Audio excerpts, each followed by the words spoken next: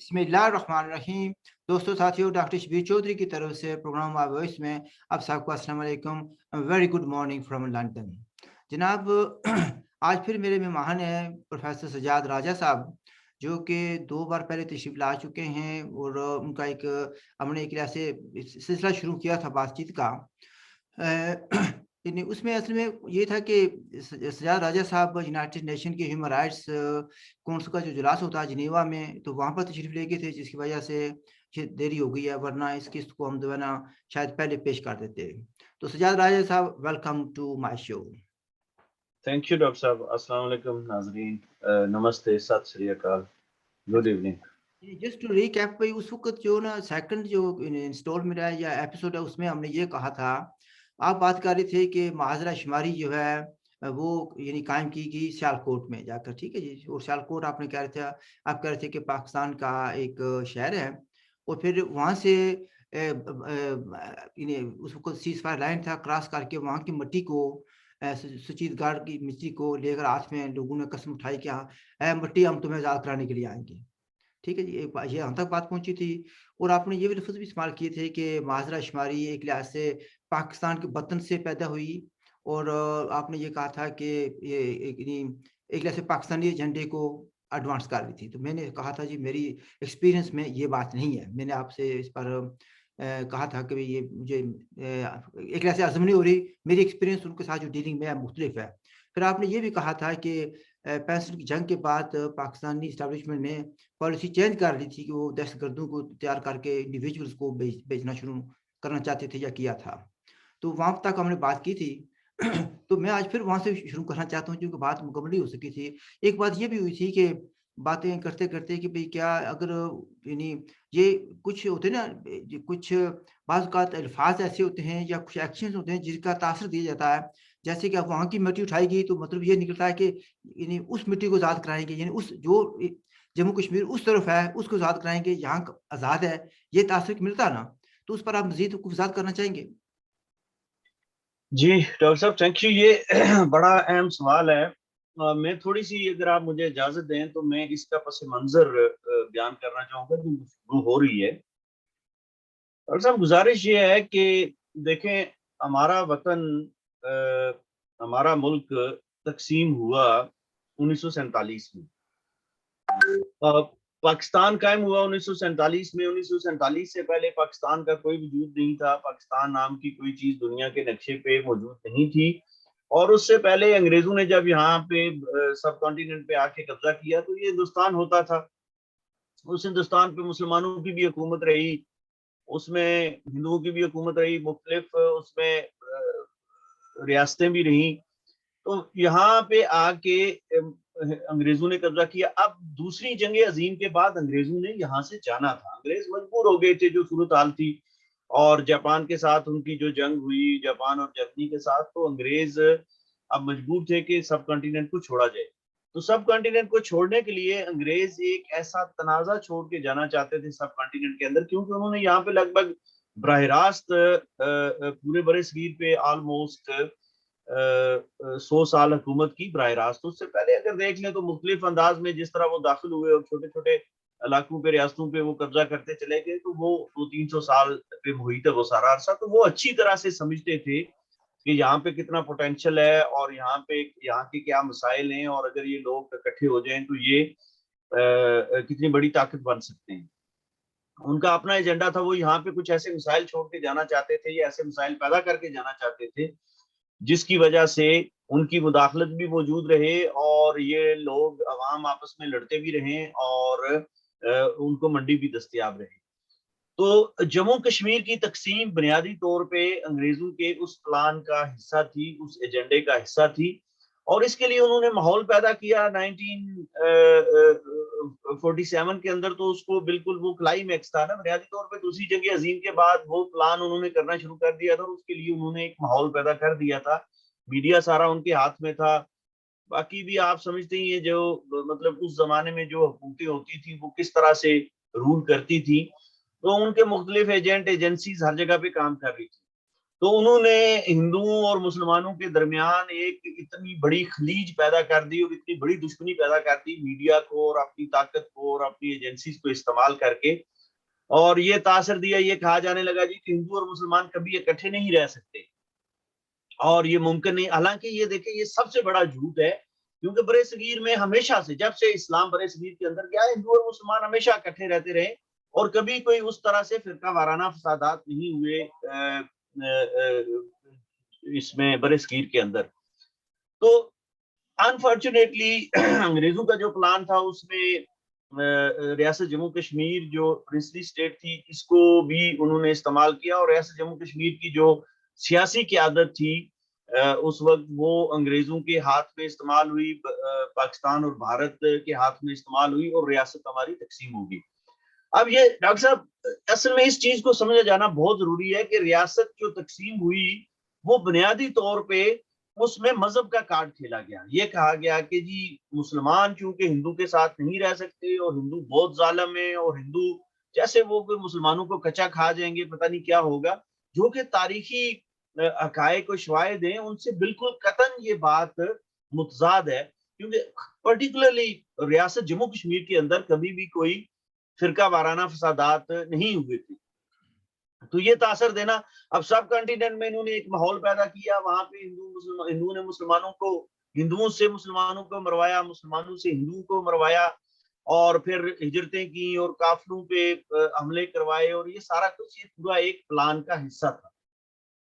तो जब बड़े बड़े सगीर में ये उनका प्लान कामयाब हो गया तो उन्होंने रियासत जम्मू कश्मीर के अंदर भी, उसमें उसकी बहुत सी वजूहत हैं। जो 1930 में रियासत जम्मू कश्मीर की हुकूमत के जो सरबराह थे उस वक्त महाराजा हरि सिंह, उन्होंने जो तकरीर की गोल बेस कॉन्फ्रेंस में, वहां से अंग्रेजों के दरमियान और महाराजा के दरमियान एक आप कह लें कि अदम एतमाद की फजा पैदा हुई और वो फिर आगे चलते चलते मुखासमत में ढल गई।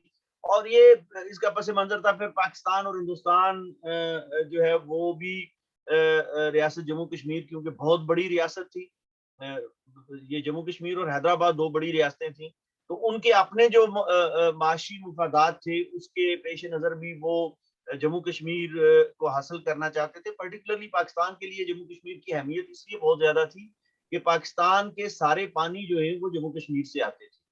तो पानी ऑब्वियसली पाकिस्तान, पंजाब और सिंध और ये सारा जो सैराब है ये होता था जम्मू कश्मीर के पानियों के जरिए। तो अगर जम्मू कश्मीर के पानी रुक जाए तो ऑब्वियसली उनकी तो रोजी रोटी खत्म हो जाती थी। तो उनके लिए ये बहुत बड़ी अहमियत की हामिल चीज थी। और यहाँ पे मजहब का कार्ड फिर खेला गया और ये कहा गया कि मुसलमान हिंदुओं के साथ नहीं रह सकते। जिहाद का एक एलिमेंट जो है उसको इंट्रोड्यूस करवाया गया और हमने हिंदुओं से आज़ादी लेनी है और मुसलमानों को आज़ाद करवाना है और फिर मौलवियों के फतवे और ये सारा कुछ ये करवा के 1947 में जब ये तकसीम हो गई तो ये बुनियादी तौर पे ये पाकिस्तान का एजेंडा था। इस पे अब हम पहले भी बात कर चुके हैं, आइंदा भी कभी बात करेंगे, बात बहुत लंबी हो जाती है। इसलिए तो मैं ये पाकिस्तान बुनियादी तौर पे चाहता था कि रियासत जम्मू कश्मीर मजहब की बुनियाद पे तकसीम हो और जो चूंकि ये मुस्लिम अक्सरियती रियासत थी तो पाकिस्तान ये समझता था कि मुसलमानों की अक्सरियत है तो इन्हें दो कौमी नजरिए के मुताबिक पाकिस्तान के साथ मिल जाना चाहिए। अब यहाँ पे जो जितनी भी तहरीकें रही जम्मू कश्मीर के अंदर, अनफॉर्चुनेटली वो उनको नेशनलिज्म की शक्ल दी गई या वो मजहबी तहरीकें थी या वो पाकिस्तान की बराह रास्त हमायत करने वाले लोग थे, वो सारे के सारे बुनियादी तौर पे जो पाकिस्तान का एजेंडा था कम से कम इस नुक्ते पे सारे मुतफिक थे कि हमें हिंदुओं से आज़ादी हासिल करनी है। क्योंकि उनकी इस्लामियत इतनी ज्यादा, इस्लाम उन पे गालब आ गया था और मौलवियों ने और मुल्लाओं ने उनको इतना ज्यादा कन्विंस कर दिया था क्या मस्जिदों के अंदर। से चले कि हम जो है पार्टीशन पर चले गए, partition of India. I know आप कह रहे हैं कि उसी एजेंडे के तहत जम्मू कश्मीर को भी तकसीम किया गया, ठीक है। सर मैं इसको थोड़ा सा मैं और मजीद मुख्तसर करता हूँ, मुझे टाइम का अंदाजा है, ये अलमी है, लेकिन बात चूंकि जब तक वो सारी बात समझ में ना आए, तो कहने का मकसद ये है सर कि जो शेख अब्दुल्ला साहब हैं वो ब्लैकमेल कर रहे थे इंडिया और पाकिस्तान दोनों को इस राय शुमारी के नाम पे। जो राय शुमारी अक़वाम मुत्तहिदा ने फैसला कर दिया। अब अक़वाम मुत्तहिदा के अंदर जाने का जो काम है वो भी बुनियादी तौर पे अंग्रेजों ने ही करवाया। भारत में अंग्रेज गवर्नर जनरल बैठे हुए थे, फौजी सरबराह उनके थे, बाकी मशीर वगैरह भी सारे। आज भी आप समझते हैं कि कानूनी तौर पे तो पाकिस्तान और भारत दोनों डोमिनियंस हैं। ये कोई उस तरह से अगर मतलब ये जो लंदन की पार्लियामेंट है उसके कानून के मुताबिक इनको आजादी दी गई थी, और वो लंदन की पार्लियामेंट में कानून बना के किसी वक्त भी उसमें किसी किस्म की तब्दीली भी की जा सकती है, जो कानूनी और आईनी पोजीशन है।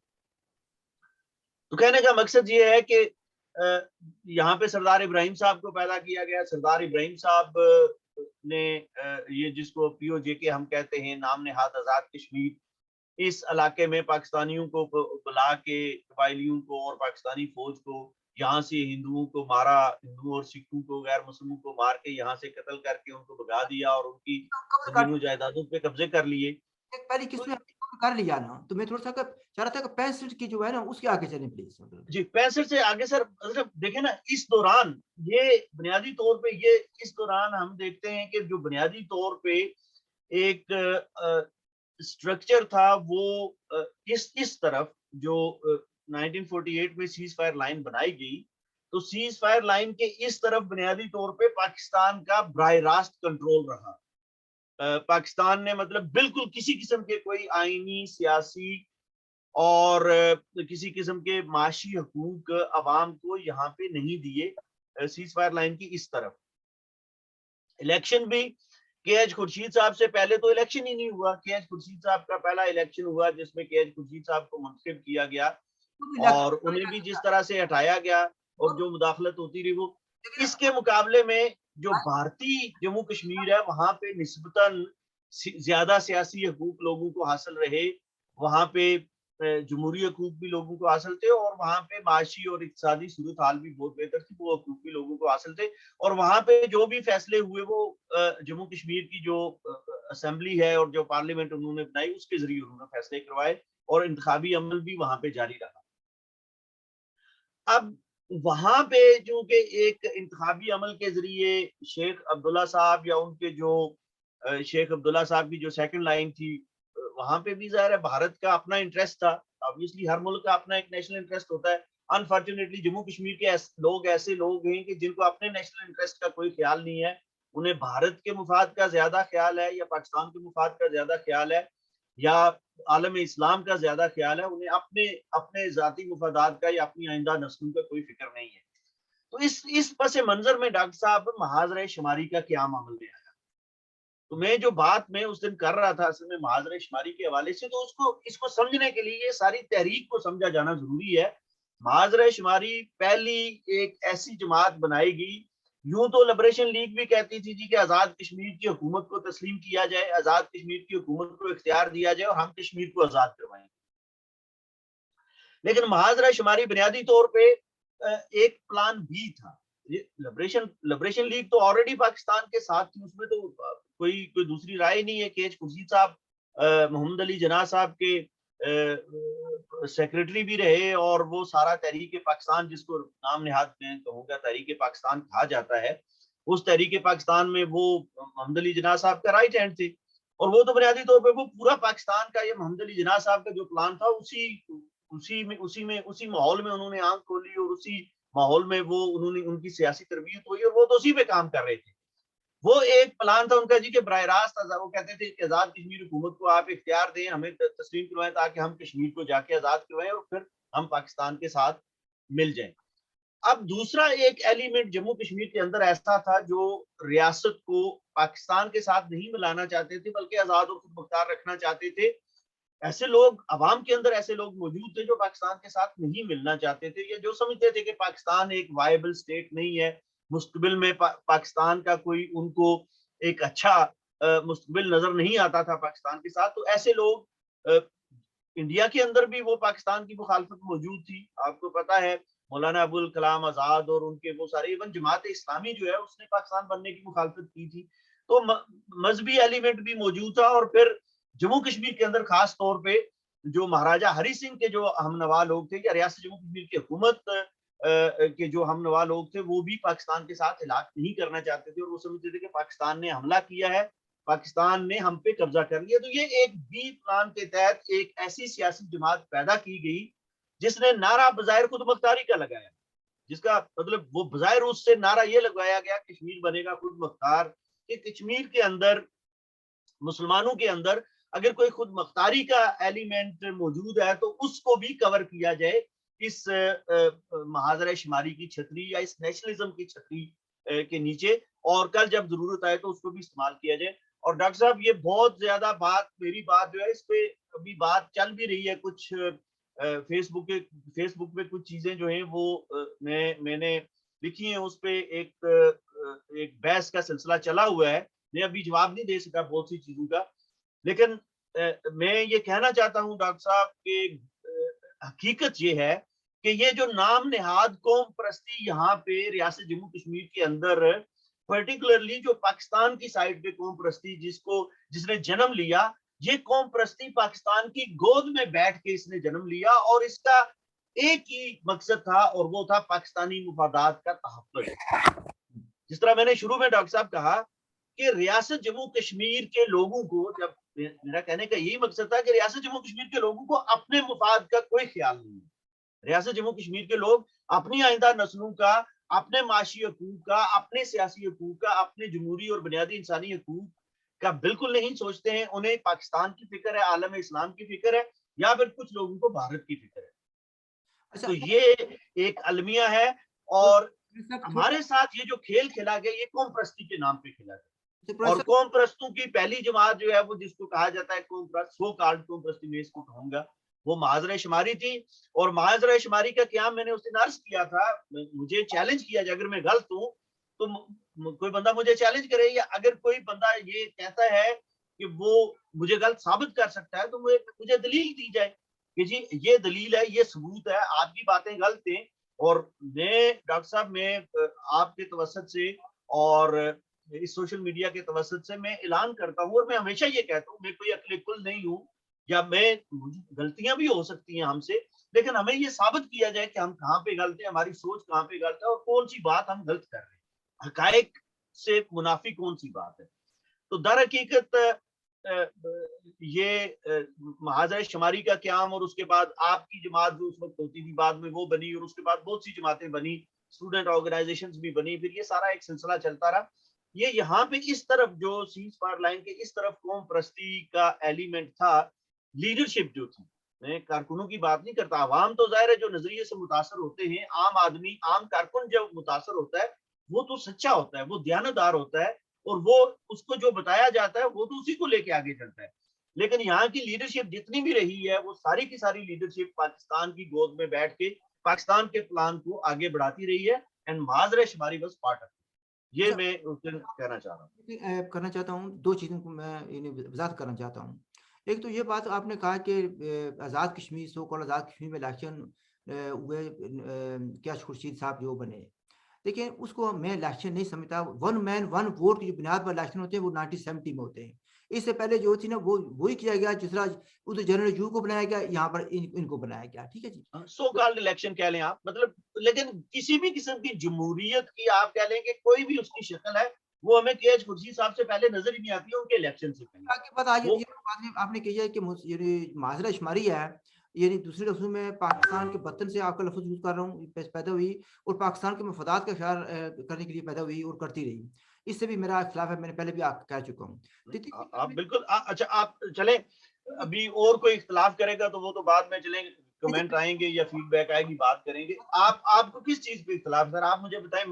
मैं अगर मैं गलत हूं तो मैं अपनी इस्लाह करता हूं, या फिर हम इसको डिस्कस कर लेते हैं। मुझे आप किस बुनियाद पे इख्तिलाफ कर, क्या मैंने ये जो कहा कि महाजरा शुमारी सियालकोट के अंदर बनी, बात तो करने क्या देना। ये झूठ है, ये गलत बात है? जो वैसा मैंने अर्ज किया कि महाजरा शुमारी वालों ने सुचीतगढ़ की जाके मट्टी उठाई, जो इंडियन एडमिनिस्ट्रेड एरिया है, वहां की मट्टी उठाई और कहा, कसम खाई जी कि हम तुझे आजाद करवाएंगे, क्या ये गलत बात है?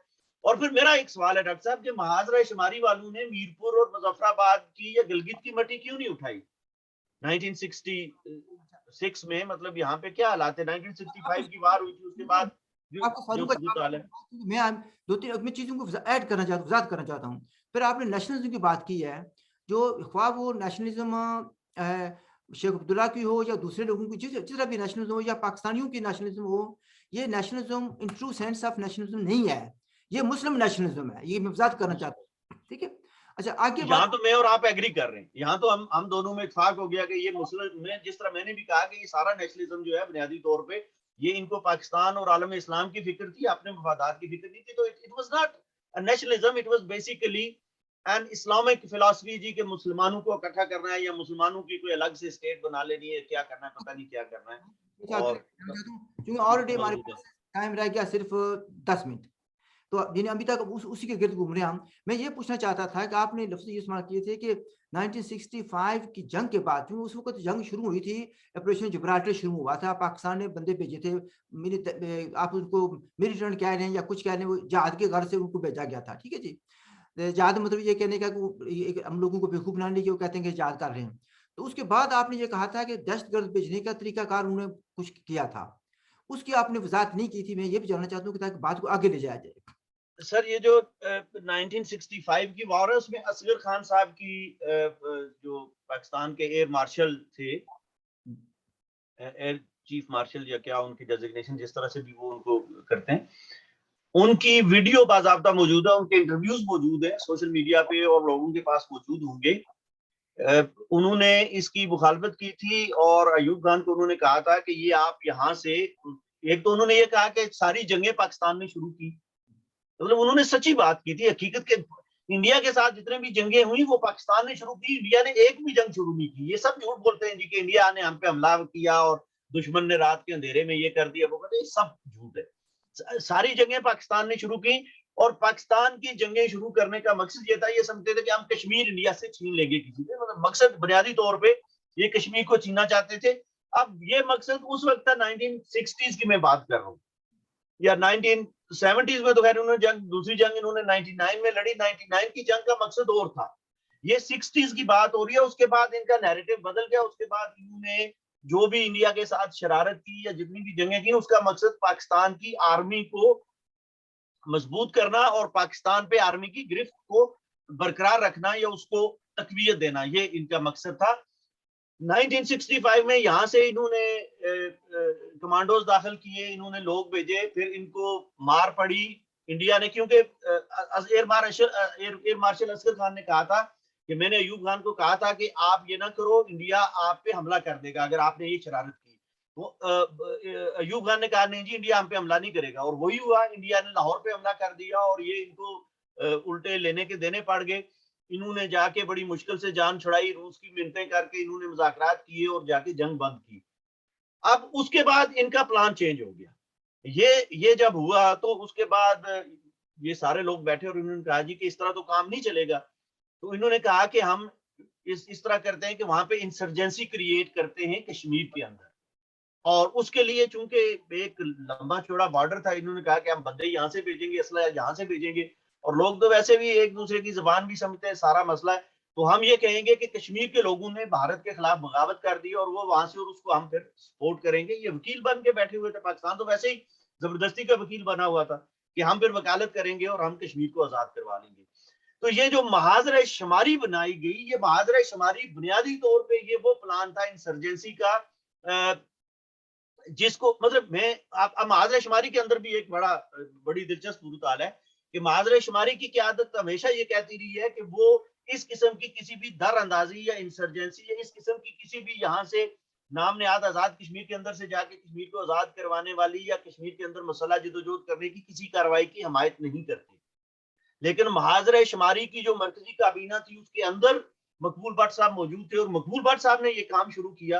अब सवाल ये पैदा होता है डॉक्टर साहब कि मकबूल भट्ट साहब ने, जब महाजरा शुमारी की बाकी क़यादत ये कह रही है कि हमारा ऐसा कोई प्लान नहीं है, तो मकबूल भट्ट साहब ने किसके कहने पर ये काम शुरू किया? दो ही चीजें हैं, या तो मकबूल भट्ट साहब का कोई और एजेंडा था महाजरा शुमारी से हट के, या फिर महाजरा शुमारी की क़यादत जो है वो उस वक्त लोगों को बेवकूफ बना रहे थे, वो झूठ बोल रहे थे। बाद में महाजरा शुमारी के जो सेक्रेटरी जनरल थे उन्होंने जो काम शुरू किया, बाद में मकबूल भट्ट साहब जब उधर चले गए, गिरफ्तार हो गए, तो फिर जम्मू कश्मीर लिबरेशन फ्रंट के नाम से तंजीम बना के वो सारी चीजें आपसे बेहतर कोई नहीं जानता।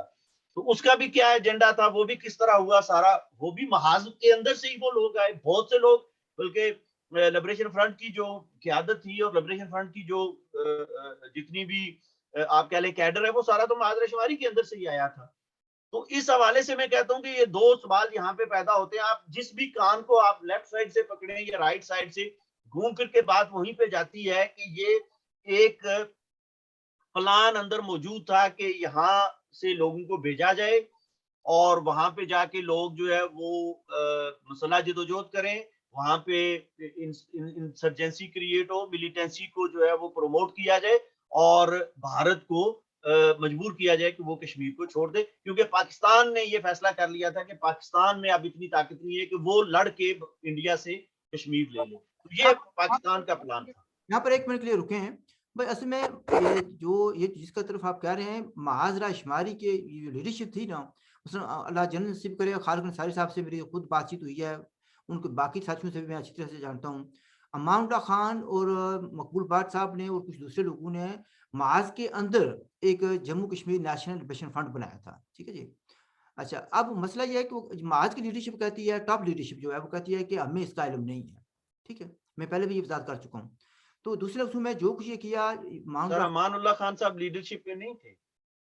ये टॉप लीडर से मतलब मेरा मुराद सदर साहब थे, सदर खालिद अंसारी साहब। वो एक सदर थे ना, मतलब बाकी भी तो देखे ना, ओहदेदार कैबिनेट तो फिर उसमें बाकी लोग भी होते हैं ना। तो चले मैं इसको अब मेरे पास तो अब्दुल खालिक अंसारी साहब आज मौजूद नहीं है, वरना हम उनसे बात भी कर लेते, लेकिन वो अल्लाह उनको गरीक रहमत करे, फोत हो गए। अब ये है कि उनकी नीयत पे या उनकी बात पे हम नहीं कहते कि उन्होंने कोई गलत बयानी की होगी। अब्दुल खालिक अंसारी साहब से मैं भी बहुत दफा मिला हूँ, बात हुई है। अब्दुल खालिक अंसारी साहब सच ही कहते होंगे, लेकिन फिर महाज के अंदर एक एलिमेंट मौजूद था, वो किसके इशारे पे काम कर रहा था? फिर ये दूसरा सवाल डॉक्टर साहब पैदा हो जाता है। ये तो मैंने पहले भी कहा कि आइदर वे, अगर महाज की क्यादत को या आला क्यादत जिसको आप कहते हैं, अब्दुल खालिक अंसारी साहब को पता नहीं था, तो ये बाकी लोग जो कर रहे थे, सेक्रेटरी जनरल साहब और नीचे बैठे हुए, वो किसके इशारे पे ये कर रहे थे? अगर एक सियासी पार्टी का तो डॉक्टर साहब डिसिप्लिन होता है ना। इसमें थे मैं देखिए ना देखिए आप थोड़ा-सा बात को एनालाइज़ करते हैं तक मुझे बात करने का मौका दें ताकि मैं सवाल कर सकूँ। जी, प्लीज प्लीज। अब ये मान लिया जाए कि माजरा शुमारी की टॉप लीडरशिप को इल्म नहीं था, ना ये उनके एजेंडे का हिस्सा था, ठीक है जी? अच्छा, तो फिर क्वेश्चन ये आता है कि यहाँ पर फिर आगे आगे 2 पॉसिबिलिटीज़ आती हैं। एक पॉसिबिलिटी ये है कि इन लोगों ने महसूस किया कि माजरा शुमारी का जो एजेंडा है उसके मुताबिक आज़ादी नहीं मिल सकती, तो हमें अस्करियत की तरफ जाना चाहिए, बंदूक की तरफ जाना चाहिए। तो हो सकता है कि ये इन लोगों का ज़ाती फ़ेल हो, यानी जितने भी लोग थे, इंक्लूडिंग मामला खान साहब और मकबूल बाट साहब। या ये इनफरादी फ़ेल अगर ये इनफरादी फ़ेल नहीं है तो फिर क्वेश्चन ये है कि तो फिर उन्होंने कैसे किया, किसके कहने पर किया? That is where you need to come in and से एनालाइज़ करने इस की। पे डॉक्टर साहब आगे बात करेंगे, क्योंकि मैं आपको हाशिम कुरैशी साहब की कुछ वीडियोस हैं, वो भी आपको सुनाएंगे। अगर आप कोई सिस्टम हम बना लें इसी प्रोग्राम के अंदर, लोगों को उनकी आवाज, मकबूल भट्ट साहब के बहुत से इंटरव्यूज हैं, वो भी आपको दिखाएंगे और फिर अवाम फैसला करे। आप खुद फैसला कर लें कि मकबूल भट्ट साहब बिटवीन द लाइंस क्या पैगाम दे रहे हैं, क्या कह रहे हैं, और हाशिम कुरैशी साहब ने क्या कहा, हाशिम कुरैशी साहब को तरबियत कहाँ पे दी गई और किसने तरबियत उनको दी। ये सारी चीजें आप तो ये तो मंजर आम पे आ चुकी हैं। और फिर देखिए, मैं ये प्रोग्राम आम सियासी कारकुनों के लिए है, तो सियासी कारकुन खुद तजिया करें, रिसर्च करें कि असल हकायक क्या है। अच्छा और असल आज तक मैं ये सवाल यहाँ छोड़ना चाह रहा हूँ डॉक्टर साहब, कि 74 साल या 75 साल कोई थोड़ा अरसा नहीं होता डॉक्टर साहब, किसी भी तहरीक या किसी भी जदोजहद के लिए। और आप देख लें कि हमारी कौमी आजादी का जो भी नाम नेहाद एक तस्वर यहाँ पे पैदा किया गया, 75 साल हो गए हमें उस पे काम करते हुए, उसका नतीजा क्या निकला है? जो कुछ हमारे पास थोड़ी बहुत रियासत बची हुई थी वो भी खत्म हो गई है, हर चीज तहलील हो गई है, हमारा इक्तदार आला मुकम्मल तौर पे उसका नामो निशान मिट गया है। रियासत हमारी 6 हिस्सों में तकसीम कर दी गई है। तो ये कौन सी तहरीक है डॉक्टर साहब, ये जिसने ये क्या करना क्या चाहते थे? में मेरा इसका जो नतीजा आपके सामने है, सारा देख लें। अब आता है ना वो इस बात पर आता है कि या कम से कम साथ में चाहता हूँ आपसे। लास्ट प्रोग्राम में आपने ये कहा था कि 65 की जंग के बाद दहशतगर्द भेजे गए उधर। तो आप किन लोगों को कह रहे हैं कि दहशतगर्द भेजे? कौन से दहशतगर्द गए थे?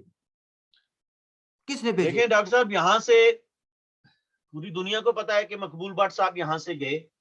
बाकी तो देखें, ये कमांडो जो ये तो अब सारे लोग कहते हैं कि कुछ पाकिस्तानी फौज के लोग भी गए थे यहाँ से और वो भी जाते रहे, और इसके अलावा बहुत से लोगों को, लेकिन एक एक बड़ा नाम जो उसमें आता है वो मकबूल भट्ट साहब का है, जो बाद में जो वाकयात हुए, फिर त्यारा भी एक अगवा हुआ और उसके बाद एक सियासी उनका इशू भी बना और सारे मिसाइल, तो मकबूल भट्ट साहब फिर वापस भी आए, फिर यहाँ पे उन्होंने इलेक्शन भी कॉन्टेस्ट किया। तो मकबूल भट्ट साहब एक बड़ा नाम है जिसको आज इस तरफ और मैं ये भी डॉक्टर साहब अर्ज कर दूं, अगर मैं गलत हूं तो मेरी इस्लाह की जाए, कोई भी बंदा मेरी इस्लाह कर सकता है।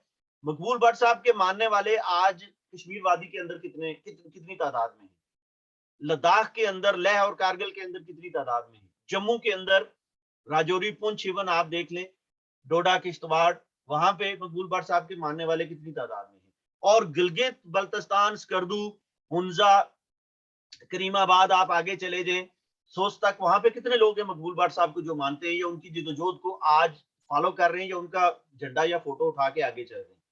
ये सिर्फ और सिर्फ मकबूल भट्ट साहब का नाम जो है वो इस नाम नेहाद आजाद कश्मीर 5134 मुरबा मील का ये टोटल इलाका है 85,806 मुरबा मील में से।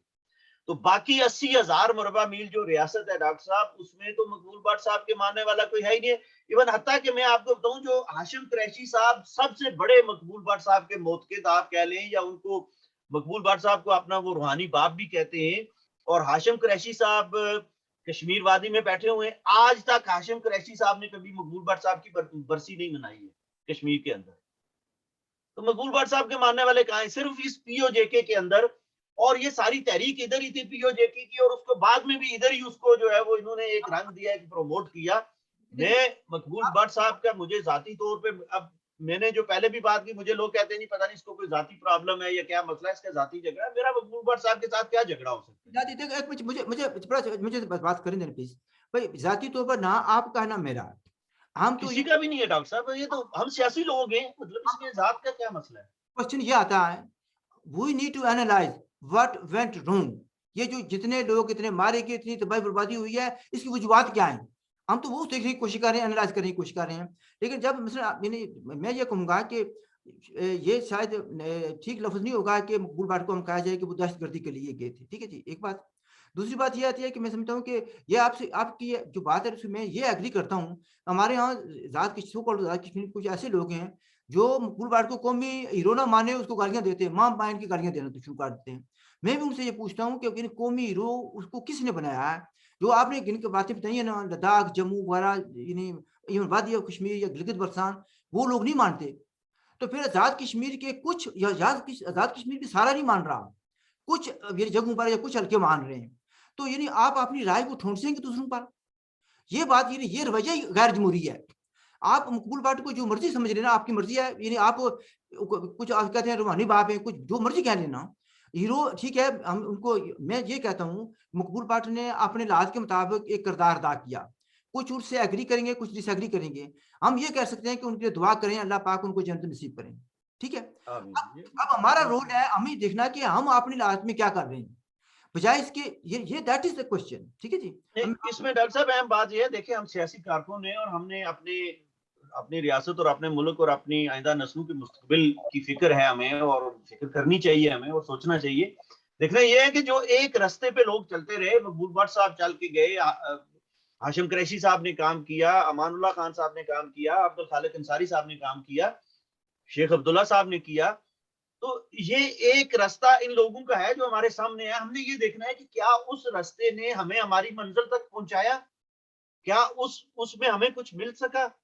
अगर मिल सका तो हमें बताया जाए जी कि हमारी कौम का, हमारे मुल्क को, हमारे लोगों को ये चीजें मिली हैं। अगर नहीं मिली तो क्या ये अकल का तकाजा नहीं है कि अब हम बैठ के सोचें कि इस रास्ते के मुकाबले में अब हमें और कोई ऑप्शन जो है उस पर गौर करना चाहिए, ताकि मुल्क और कौम का मुस्तकबिल संवारा जा सके। ये इसमें क्या है बुराई है, इसमें क्या बात है? अच्छा, मैं थोड़ी-सी मैंने बात प्रोग्राम को ख़त्म करने से पहले चंद बातें आपके यानी खिदमत में पेश करना चाहता हूँ। उसको आप देख लें, फिर चूँकि नेक्स्ट प्रोग्राम को मैं वहाँ से शुरू करना चाहता हूँ। मकबूल भट्ट यानी कुछ दोस्तों के साथ इन्होंने सीज़फायर क्रॉस की और वहाँ पर ले गए। ठीक है? वहाँ पर वो गिरफ्तार हो गए। ठीक। अब यहाँ पे मेरा आपके साथ सर एक इख्तिलाफ है, इस पे अगले प्रोग्राम में जब भी हमें मौका मिला बात कर लेंगे। आपने कहा कि मकबूल भट्ट साहब ने दहशतगर्दी नहीं की। जी, मैंने ये कहा। मेरा इस चीज के साथ इख्तिलाफ है। चलिए आप इसको यहाँ से शुरू कर लेंगे, फिर नेक्स्ट प्रोग्राम जो है ना, क्योंकि फिर है कि जो यहाँ से ये तो एग्री करते हैं कि सीज़ फायर लाइन उन्होंने क्रॉस की अपने साथियों के साथ और बंदूक यानी बंदूक लेकर के, सीधी-सी बात है ना।